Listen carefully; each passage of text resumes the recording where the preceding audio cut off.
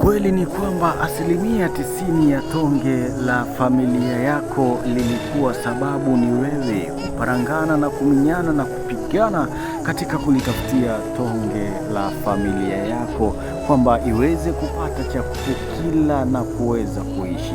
Machoni petu bado ni kijana, bado mwenye nguvu wa kulijenga taifa hili, bado Uislamu ndugu zako pamoja na walimwengu walikuwa wakihitajia.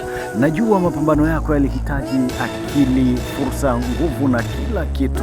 Wallahi tulikuwa tukikuhitajia. Ni ahadi ya Allah, tunaridhika kwa hilo na kusema alhamdulillah.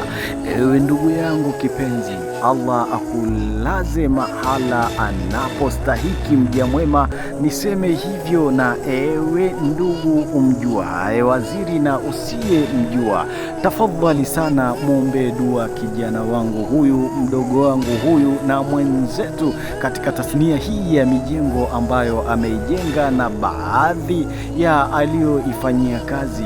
Allah amridhie matendo yake, amweke mahala pake. Ana watoto pamoja na familia iliyokuwa ikimhitajia, na wallahi sisi tulikuwa tukimhitajia zaidi. Ndugu yangu waziri, Allah akurie radhi pale ulipokosea na akuweke mahala panapostahiki waja wema. Ndugu, ewe umsikiaye sauti hii, tafadhali muombe dua ndugu yangu huyu, muombe dua ndugu yangu huyu. Masha Allah.